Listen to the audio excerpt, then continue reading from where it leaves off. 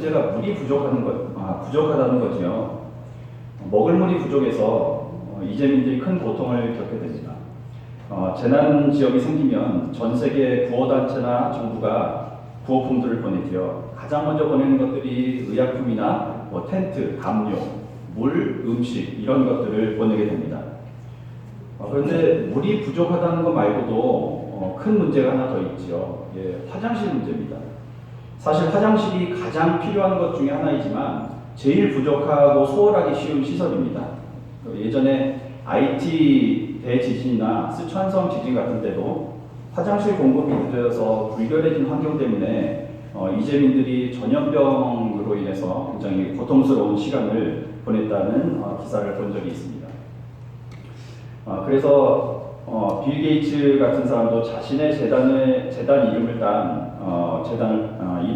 이 재단을 통해서 꽤 오래전부터 화장실 문제를 해결하겠다고 나서고 있기도 하지요. 이게 벌써 한 10여 년 된 것 같습니다.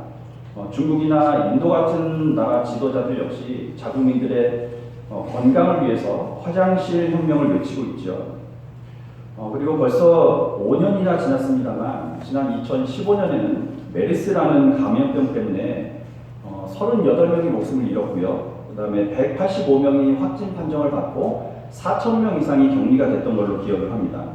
그리고 이때 정부의 부실했던 대응 때문에 자가격리라는 독특한 대응 방법이 등장하기도 했지요. 그래서 증세가 있거나 환자로 의심되는 사람하고 마주친 접촉이 있었던 사람들은 자가격리를 시킨 거죠.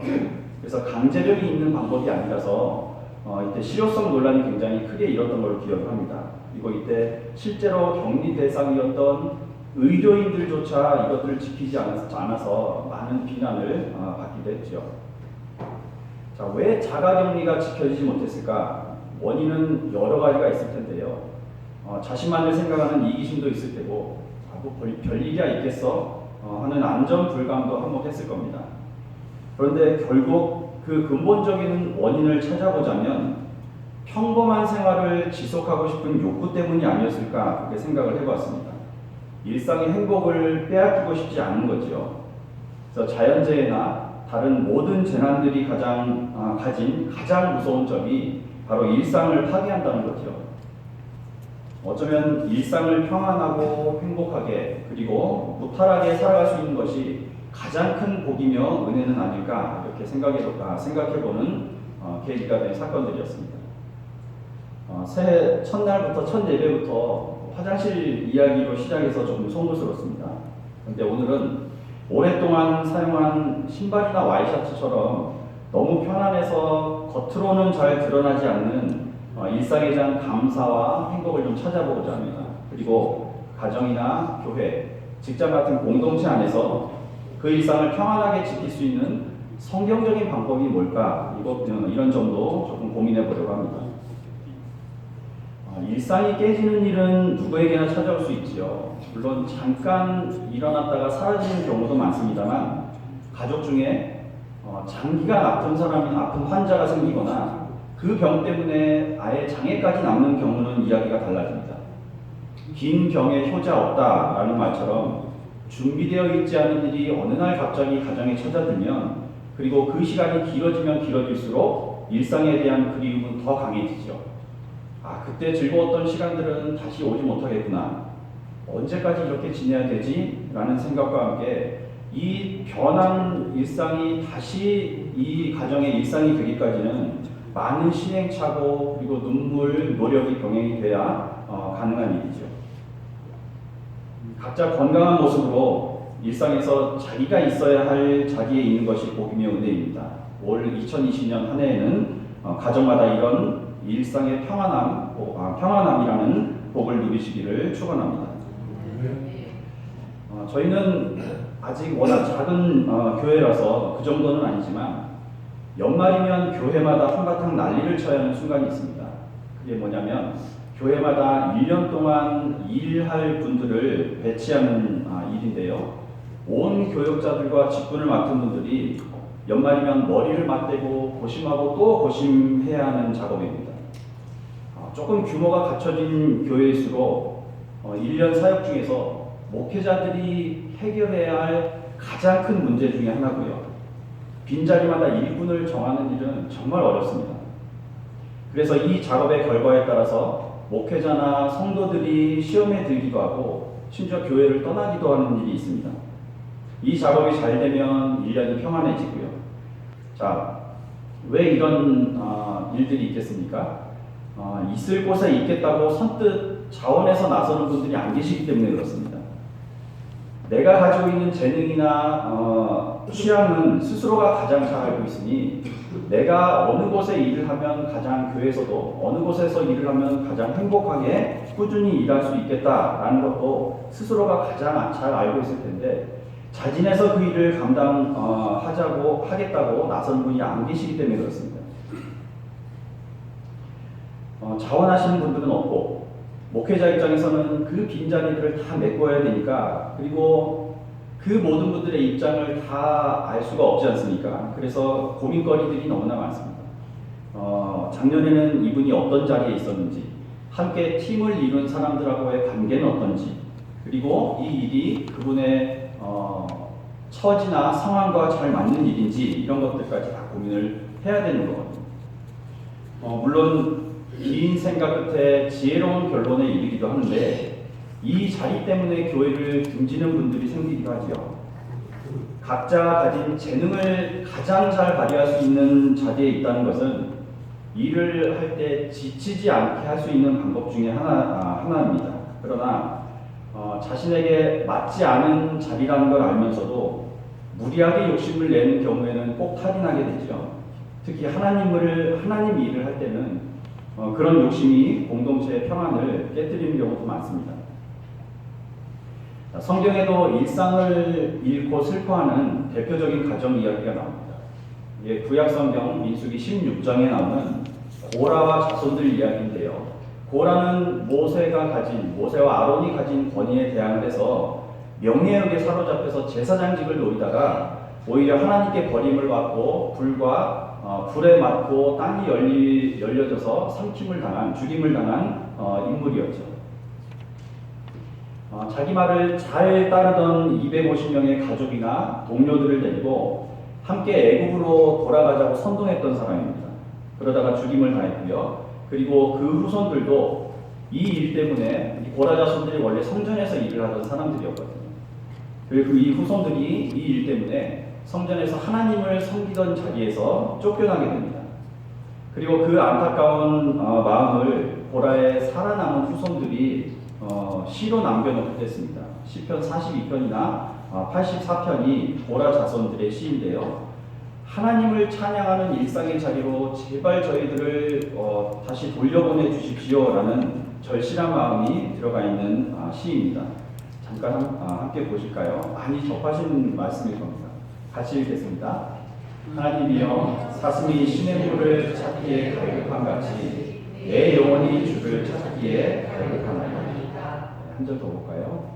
내 영혼아 내가 어찌하여 난감하며 낙심하며 어찌하여 내 속에서 불안해하느냐. 너는 하나님께 소망을 두라. 그가 나타나 도우심으로 말미암아 내가 여전히 찬송하리로다. 주께 힘을 얻고 그 마음에 시온의 배로가 있는 자는 복이 있나이다. 그들의 눈물 골짜기로 지나갈 때에 그곳에 많은 샘이 있을 것이며 이른 비가 복을 채워주리라. 한 절만 보겠습니다. 주의 궁정에서의 한날이 다른 곳에서의 첫날보다 나은즉 악인의 장막에 사는 것보다 내 하나님의 성전 문지기로 있는 것이 좋사오니. 얼마나 하나님을 섬기는 자리에 돌아가고 싶은지 그 마음이 절절히 드러나는 시죠. 그리고 사람의 일상이란 건 반드시 공동체 안에서 이루어지게 되어 있습니다. 성경에서도 창조가 완성된 이후에 첫사람이 사람으로서 온전한 역할을 하게 된 것이요 바로 두 사람이 만난 이후라고 증언하고 있습니다. 이 아담과 하와 두 사람의 만남은 최초로 가정이 만들어진 이야기이기도 하지만요 서로를 배려하는 두 존재가 만나야 온전한 공동체, 행복하고 건전한 공동체가 만들어진다는 것을 보여주는 얘기도 하죠. 조금 전에 서로를 배려하는 두 존재라고 언급해드렸습니다. 아담과 하와가 서로 만나기 전을 상상하기가 쉽지는 않지만 아마도 자신의 할 일만 생각했을 것 같습니다. 자기 중심적인 생활이었고요. 그러다가 평생의 반려자인 하와를 만난 이후에는 비로소 본격적으로 타인에 대한 관심이 생기기 시작한 거죠. 나와는 전혀 다른 상대방을 대면하고 그에게 관심을 갖기 시작하면서 그리고 그를 배려하면서 아담은 비로소 성숙한 인간이 되었고요. 가정이라는 기본적인 공동체를 갖출 자격을 얻은 겁니다. 다른 사람에 대한 관심이라는 말을 타인에 대한 배려라는 말로 좀 바꿔보겠습니다. 이 배려는 사람을 비로소 사람답게 만드는 가장 중요한 요인 중에 하나지요. 이 배려가 없는 공동체는 지속될 수도 발전될 수도 없습니다. 이 배려라는 것이야말로 공동체를 가장 성숙하게 만드는 중요한 요소라고 할 수가 있는 거죠. 그런데 어떤 곳에 가면 마음이 편하고 자발적으로 움직이는 마음이 생기는가 하면 또 어떤 공동체에서는 그러지 못할 때가 있습니다. 그래서 우리는 이런 마음을 소속감이라고 표현을 하죠. 대학을 처음 들어가거나 직장에 들어가면 반드시 한 번쯤은 거쳐야 하는 문화가 있지요. 그게 MT나 회식입니다. 지금은 그런 일들이 잦은 사고 때문에 많이 줄어들긴 했지만 제가 대학에 처음 들어갔을 때만 해도요.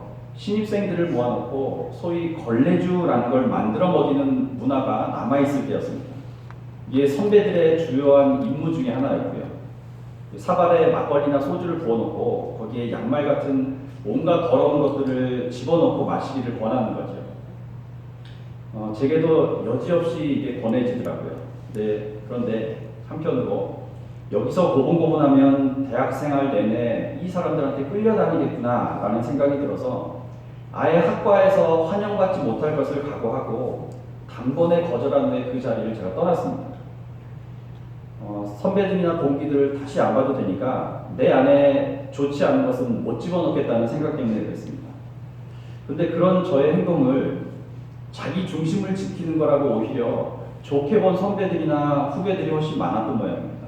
이후에는 저한테 자기 고민거리들을 가지고 와서 얘기를 나누고 싶어하는 선후배들이 많아지더라고요. 소속감이라는 취지는 좋지만 이런 걸레주 같은 방식은 그 방법이 아주 잘못된 예지요. 소속감을 느끼게 하거나 잘 적응하게 하기 위해서는 그 공동체 안에 내 자리가 있다고 느끼게 하는 게 중요합니다. 내가 여기에 있어도 좋겠구나. 여기에 있으니 참 좋네. 이 사람들은 내 얘기에 귀를 기울여주고 나를 편하게 대해주는구나. 이 사람들과는 함께 마음을 열어도 되겠다. 이런 느낌을 갖게 되면 자기도 모르게 어울리고 싶은 마음을 갖게 되는 거죠. 결혼해서 가정을 이루고 계시는 분들도 연애를 하거나 선을 보셔서 결혼을 하셨을 텐데 그 결혼 결정을 왜 하셨을까요? 이 사람과 평생 함께해도 괜찮겠구나 라는 생각이 결혼을 결정하는데 가장 중요한 기준이 되지 않으셨을까요? 내가 여기에 있어도 좋겠다 이런 소속감은 태초부터 시작된 인간의 가장 기본적인 욕구입니다. 이 첫사람 아담과 하와 역시 이 사람과 여기에서 함께 지내도 되겠구나 라는 생각이 들었기 때문에 최초의 가정을 이루게 된 거죠. 친구를 사귈 때나 연애를 하거나 결혼을 결정할 때도 이 사람과 있으니 참 좋다. 이 사람과 있으면 있어도 좋겠다. 이런 마음이 선행이 되어야 가능한 관계가 되는 거죠. 건전한 공동체일수록 내가 저 사람을 위해 뭘 해줄 수 있을까? 이런 생각을 가진 사람들이 많습니다. 이런 공동체는 서로를 돌보라는 명령을 충실히 수행하는 건강한 관계가 지속이 되는 거고요. 교회도 마찬가지가 아닙니까? 처음 교회에 와서 받은 느낌이 내가 이곳에 있어도 되겠구나. 내 자리가 있겠구나 라는 거라면 그 교회에는 새 가족이 끊일 수가 없는 거죠. 혹시 성가 연습이나 식사 시간이 되면 지하에서 제가 신발 정리를 하는 모습을 보신 분들이 계실 겁니다. 처음이니까 제 모습을 좀 봐주십시오라고 어필하는 것도 아니고요. 제가 한두 번 하고 말 일도 아닙니다. 제가 지하에서 신발을 정리하는 이유가 있습니다. 신발 정리를 할 때 그것까지 보셨는지 모르겠지만 저는 항상 늦게 오신 분들이 편하게 드나드실 수 있게 입구 쪽 자리를 비워놓습니다. 자, 교회의 질서는 사회의 질서와는 분명히 달라야 되죠.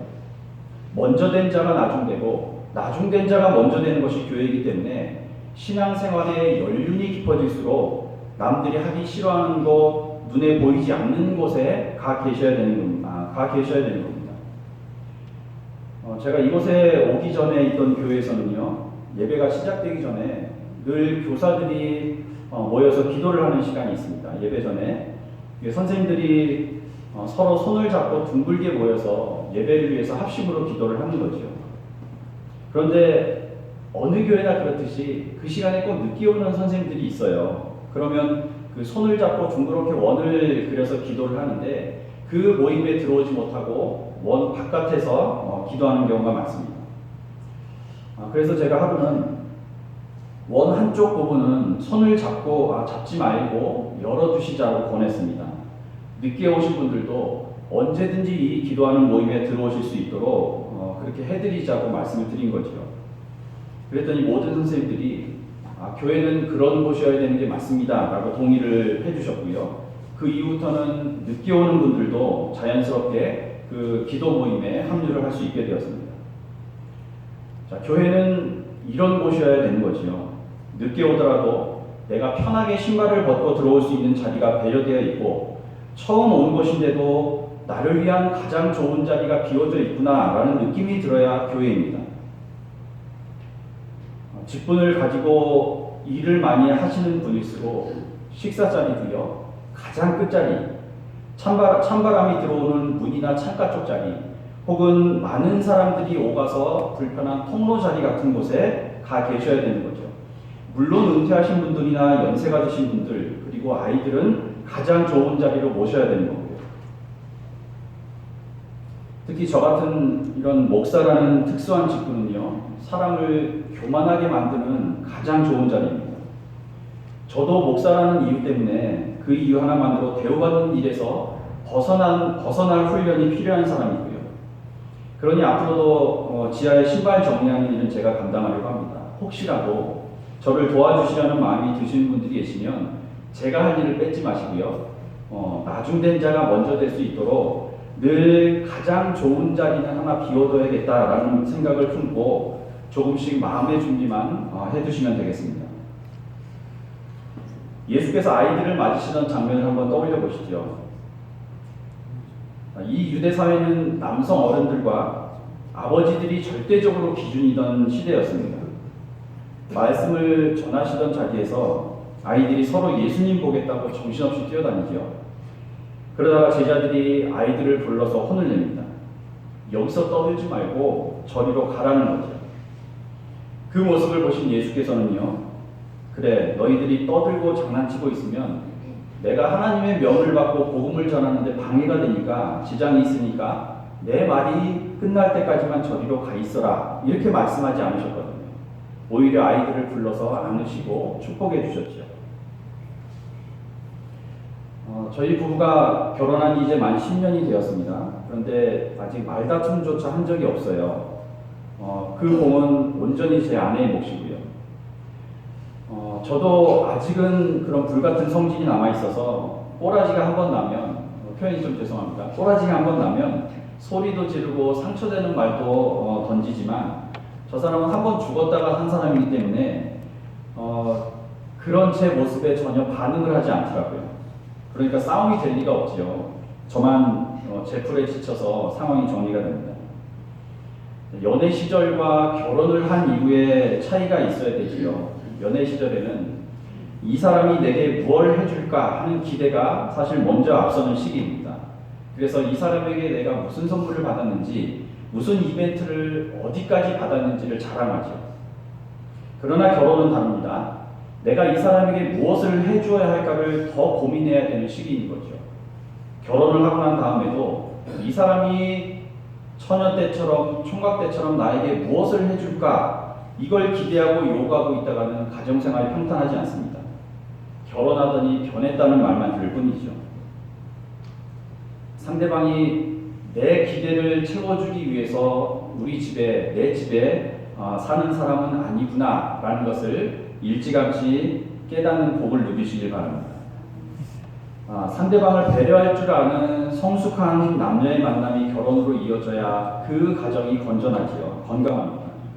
공동체나 교회 역시 내가 있어도 이곳에 있어도 되겠구나, 이곳에 내 자리가 있구나 라는 느낌을 가질 수 있어야 교회도 성장한다는 말씀을 지금 드리고 있습니다.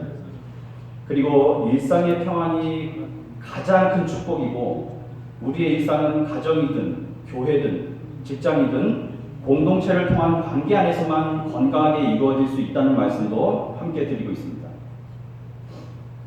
그러면 우리가 어떻게 해야 일상에서의 평안을 지속할 수 있을까? 여러 가지가 있겠지만 오늘은 그중 제일 기본이 되는 한 가지만 말씀드리고 마무리하겠습니다. 세계 지도를 보신 적이 있으시죠? 보통 우리나라가 가운데 위치한 지도를 많이 보셨을 겁니다. 지금 화면에 보시는 것은 강리도라는 지도인데요. 중국이 한가운데, 그리고 우리나라가 옆에 조그맣게 위치되어 있습니다. 이거는 천하도라는 지도인데요. 예전 고대 중국 지도라고 합니다. 중국이 세계 중심이죠. 다른 나라에서 제작된 지도를 보신 적도 있으시죠? 유럽이나 미국에서 제작된 지도를 보면 한국은 완전히 끄트머리에 가 있습니다. 미국에서 발행한 지도가 다르고 또 아라비아에서 발행한 지도의 모습이 다르게 나오죠. 어느 세계 지도가 맞는 겁니까? 이건 어리석은 질문이죠. 각자 자기들을 중심으로 세계를 해석하는 모습이기 때문에 모두 맞기도 하고 모두 틀리기도 한 지도입니다. 그런데 지구본으로 본 지구의 모습을 한번 보실까요? 여기에는요, 어느 한 나라가 중심이 아니죠. 한 곳이 중심인가 싶다가도 지구본을 조금만 돌려보면 어느새 한쪽 구석에 가 있게 됩니다. 일상의 평안을 지속할 수 있는 가장 기본적인 마인드가 바로 이거죠. 너무나 당연한 얘기 같지만 그것은 내 중심적인 생각에서 벗어나는 겁니다. 어느 한 관점으로 펼쳐진 세계 지도보다 지구본이 조금 덜 편협한 시선으로 보게 해준다는 말씀을 드리고 있습니다. 그런데 여기서 중요한 게 있죠. 그리스도인들의 시선은 뭔가 한 가지 더 달라야 됩니다. 하나님의 시선으로 본 지구는 어떤 모습일까를 고민해 보는 거죠. 세계 한쪽은 이미 비만과 풍요로움이 넘치고 다른 한쪽은 기아나 산업 쓰레기로 넘쳐난다는 것은요, 이제 학교에서도 배우는 내용들입니다. 이 세계도 분명 하나님의 시선으로는 너무나 작은 공동체겠지요. 그런데 이 작은 세계가 서로 배려하는 바람직한 공동체의 모습은 분명 아닌 것 같습니다. 일상의 평안함이 골고루 영위되는 곳은 더더욱 아니고요. 우리가 아무 생각 없이 버린 쓰레기를 뒤지면서 생계를 잇는 누군가가 있다는 사실을 생각하면 오히려 우리가 누리고 있는 일상의 평안함은요, 누군가의 희생을 밟은 채 누리고 있는 걸 수도 있거든요. 우리가 애써서 눈을 감고 모른 척하고 있을 뿐이죠. 제가 조금 전에 상대방은 내 기대를 채워주기 위해 사는 사람이 아니라는 걸 깨달아야 가정이 평안하다는 말씀을 드렸습니다. 그리고 내 중심적인 생각에서 벗어나야 된다는 말씀도 드렸고요. 내가 속한 가정이나 교회, 직장이 평안하려면 다른 가족과 구성원들을 배려하는 연습과 훈련이 필요한 겁니다. 이게 성경에서의 요구인 거지요. 내 중심적인 생각에서 벗어나서요, 하나님의 시선으로 보는 연습이 그리스도인들에게 필요한 이유입니다. 한 해 동안 내 고집과 내 중심의 시선을 내려놓으시고 하나님의 시선으로 이웃을 그리고 세상을 보는 연습을 하시길 바랍니다. 그래서 2020년 한 해 동안 일상의 평안이라는 복을 마음껏 누리시기를 축원합니다. 저는 이 삼일교회가 누구나 편안하게 올 수 있는 교회가 되기를 소망합니다. 그러려면 먼저 자리를 맡고 차지하고 있는 우리가 그 좋은 자리를 언제든 비워줄 마음이 있어야 되는 거지요. 그리고 그 비워진 자리, 비워진 마음을 예수의 낮고 겸손하셨던 태도, 하늘의 복으로 채우셔서 새로 오시는 그 어떤 분과도 함께 나누시며 더 풍성한 하늘의 은혜를 체험하시는 한 해가 되시기를 마음 다해 축원합니다. 이를 위한 교훈이 한 것 있습니다. 서로 배려하라는 교훈이 한 곳이 있어서요. 소개해 드립니다. 함께 읽고 마치겠습니다. 로마서 12장 9절에서 18절입니다. 함께 읽겠습니다. 사랑에는 거짓이 없나니 악을 미워하고 선에 속하라. 형제들을 사랑하여 서로 우애하고 존경하기를 서로 먼저 하며 부지런하여 게으르지 말고 열심을 품고 주를 섬기라. 소망 중에 즐거워하며 환난 중에 참으며 기도에 항상 힘쓰며 성도들의 쓸 것을 공급하며 손 대접하기를 힘쓰라. 너희를 박해하는 자를 축복하라. 축복하고 저주하지 말라. 즐거워하는 자들과 함께 즐거워하고 우는 자들과 함께 울라. 서로 마음을 같이하며 높은 데 마음을 두지 말고 도리어 낮은 데 처하며 스스로 지혜 있는 채 하지 말라. 아무에게도 악을 악으로 갚지 말고 모든 사람 앞에서 선한 일을 도모하라. 할 수 있거든 너희로서는 모든 사람과 더불어 화목하라.